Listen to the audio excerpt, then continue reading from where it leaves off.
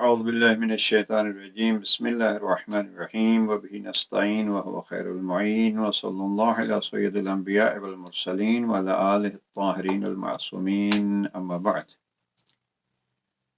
کلام امیر المومنین نہج البلاغہ سے استفادہ کے لیے آج کا ہمارا اس سیشن کا عنوان ہے جوانی کا جوش۔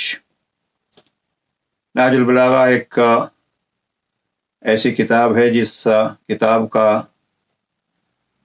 خطیب اور صاحب نہج البلاغہ وہ ذات گرامی ہے جس کے لیے ہاتف کی وہ صدا مشہور ہے، لا فتح الا علی، اس جوان جیسا کوئی جوان نہ گزرا ہے نہ آئے گا نہ ہے، اس لیے کوئی زمانے کی قید نہیں ہے۔ لا فتح الا علی لا سیف الا ذوالفقار۔ تو اگر حقیقت میں جوانی کے لیے کوئی رہنمائی لینا چاہتا ہے تو یا قرآن مجید نے جناب ابراہیم کے بارے میں وہ جو دشمنوں کی لفظیں تھیں کہ ایک جوان تھا جو ان کو برا بھلا کہتا تھا جس نے ہی بت توڑے ہوں گے، وہاں جناب ابراہیم کے لیے لفظ فتح جوان استعمال ہوا ہے۔ اور پیغمبر اکرم کبھی فرمایا کرتے تھے کہ میں جوان کا بیٹا ہوں، جوان کا بھائی ہوں، وہ حدیث اپنی جگہ پہ۔ تو اگر ہم جوانی کی اہمیت، جوانی کی حفاظت کے طریقے، جوانی سے فائدہ اٹھانے کی رہنمائی، جوانی کے مقابلے میں بزرگوں کی تربیت کے فریضے اور بزرگوں کے مقابلے میں جوان کا ادب و احترام، ان 5 موضوعات کو اگر ہم لینا چاہتے ہیں تو اس کا بہترین منبع بعد از قرآن مجید نہج البلاغہ ہے۔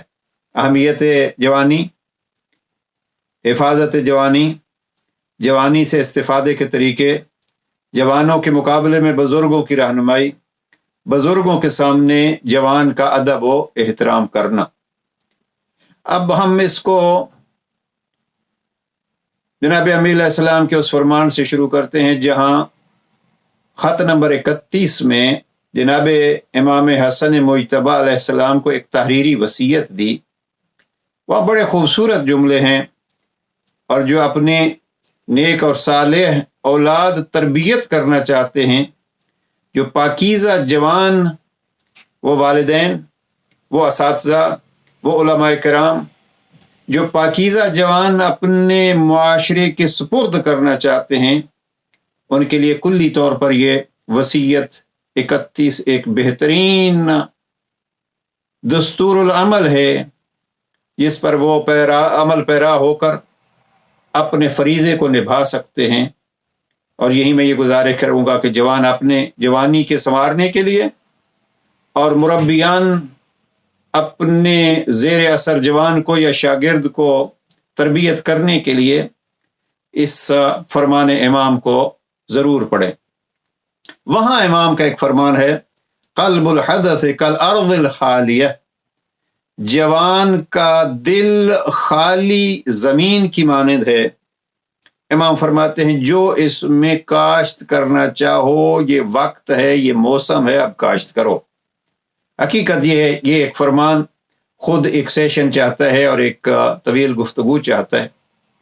پھر امام فرماتے ہیں کہ بیٹا میں نے آپ کے اس قلب حدث کو مد نظر رکھتے ہوئے آپ کو یہ وصیت کرنا شروع کی ہے۔ تو یہ بزرگوں کا فریضہ کہ وہ دیکھیں کون سا موسم ہے جوان کے دل میں وہ بیج کاشت کرنے کا جو اس کے جوانی کی حفاظت کر سکے۔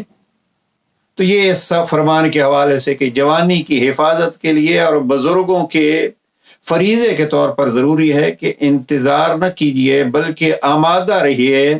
کب جوان کا دل آمادہ ہے تاکہ اس کے لیے وہ پاکیزہ بیج کاشت کیا جائے کہ وہ جوان کی جوانی کو پاکیزہ رکھ سکے۔ یہ ہے بزرگوں کے مقابلے میں۔ جناب امیر المومنین نے بہت اہمیت دی ہے کلی طور پر اس کو کہ جوانی ایک قسم کی فرصت ہے۔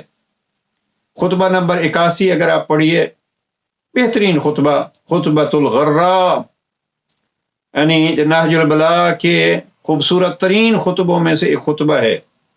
اور اس خطبے میں جناب امیر علیہ السلام فرماتے ہیں کہ کیا وہ بھرپور جوانی والا انتظار میں ہے اس بڑھاپے کے جب بڑھاپا اس پہ غالب آ جائے گا۔ یہاں جناب امیر علیہ السلام نے لفظ استعمال کیے ہیں بھرپور جوانی، یعنی بھرپور جوانی کی اہمیت بتلا کے امام علیہ السلام نے فرمایا خبردار اس جوانی کے موسم کو کہیں کسی فضولیات میں ضائع نہ کر دینا، اور انتظار نہ کرنا کہ بوڑھے ہو جاؤ اور پھر یاد آئے کہ ہمیں کیا کرنا تھا۔ اور امام علیہ السلام حکمت 20 میں کلی طور پر اور خصوصیت سے اس میں جوانی بھی آئے گی۔ امام فرماتے ہیں الفرصۃ تمر مر السحاب، یہ فرصت کی گھڑیاں تیز رفتار بادل کی طرح گزر جاتی ہیں۔ جوانی بھی ان فرصت کی گھڑیوں میں ہے جب انسان اپنی زندگی بھی سنوار سکتا ہے اور دوسروں کی زندگی کے سنوارنے کا ذریعہ بھی بن سکتا ہے۔ خصوصیت کے ساتھ آج کے سیشن میں جو جملہ عرض کرنا ہے، اور وہ سامعین و ناظرین بالخصوص جوان اور جن کے گھروں میں جوان اولاد ہے، وہ اس جملے کو نوٹ کر لیں اور اپنے جوانوں کو یہ بتلا دیں۔ علی امیر المومنین فرماتے ہیں کلمات کسار نمبر 86 میں، تبرکن لفظ جناب امیر پڑھ دوں۔ امام فرماتے ہیں رأی الشیخ احب الی من جلد الغلام وروع من مشہد الغلام، بوڑھے کی رائے مجھے جوان کی ہمت سے زیادہ پسند ہے۔ ذرا جوڑ دیکھیے علی علیہ السلام کا، بوڑھے کی رائے، جوان کی ہمت۔ اب امام نے دونوں کی اہمیت بتلا دی ہے کہ بوڑھے کی وہ تجربوں کی بنا پہ وہ دنیا میں ایک اتار چڑھاؤ دیکھنے کے بعد اس کی رائے کتنی مہم ہے، اور پھر ہمت جوان کا تذکرہ بھی کیا ہے۔ لیکن امیر المومنین ان دونوں چیزوں کو جوڑنا چاہتے ہیں۔ آج کے دور میں جو مشکل بنی ہوئی ہے وہ یہ ہے کہ ان دونوں چیزوں میں جوڑ نہیں ہے، بوڑھے کی رائے نہیں ہے اور جوان کی ہمت۔ بوڑھا جوان کی ہمت کو برا بھلا کہتا ہے اور اس کی اہمیت کا قائل نہیں ہوتا، اور جوان بزرگ کی رائے کی اہمیت کو نہیں مانتا۔ بس یہ حکمت 86 یاد رکھ لیجئے، یہی جوانی کی اہمیت بھی بتلاتی ہے، یہی جوانی کی حفاظت کا طریقہ بھی بتلاتا ہے، اور یہی بزرگوں کے سامنے ادب جوانی بھی سکھاتا ہے۔ اگر آپ اس کو یاد رکھیں تو وہ جوش جوانی قبضے میں رہے گا، کنٹرول میں رہے گا، نہ یہ ہے کہ وہ بزرگ کوئی چیز ہی نہیں ہے۔ نہیں، امام فرماتے ہیں رأی الشیخ، مجھ علی کی نگاہ میں اس بزرگ جس نے تجربات سے بہت کچھ سیکھا ہے، اس کی زندگی میں جو رائے ہے اس رائے سے جوان اگر استفادہ کرے تو بزرگ کے لیے بھی صدقہ جاریہ بنے گا۔ ایک شاعر نہج البلاغہ نے بڑا خوب کہا، انہوں نے کہا کہ اتنی بڑی جنگ جس جنگ میں کل اس وقت کے دشمن جمع ہو گئے تھے، جس کو جنگ احزاب کہتے ہیں، وہ گروہ سارے اکٹھے ہو گئے تھے، لیکن اس میں ایک بزرگ کی رائے سامنے آئی، جناب سلمان فارسی کی کہ خندق کھودی جائے۔ اب جتنا کام خندق نے کیا اتنا کسی اور چیز نے نہیں کیا، لیکن جب اس خندق کھودنے کے بعد پھر جوان کی جوانی، ہمت اور جذبے کی بات آئی تو پھر اس ذات گرامی نے جس کو علی کہتے ہیں اس نے اپنا مقام اور اپنی شجاعت دکھائی۔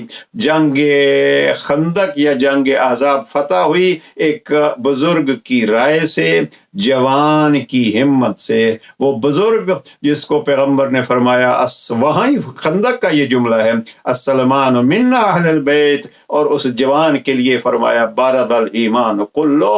اب یہ دو چیزیں جمع ہو، ہم جناب امیر علیہ السلام معصوم ہیں، یہ 100% اس پہ یہ ہم نہیں تطبیق کر سکتے، لیکن ظاہری طور پر وہ بزرگ کی رائے اور جوان کی ہمت، تو یہ پھر فتح اور کامرانی ہی کامرانی ہوتی ہے۔ پروردگار ہمارے جوانوں کو اپنی جوانیوں کو سمجھنے اور حفاظت کرنے کی توفیق نصیب فرمائے، اور بزرگوں کو پروردگار جوانوں کی رہنمائی کی سعادت نصیب فرمائے۔ السلام علیکم ورحمۃ اللہ وبرکاتہ۔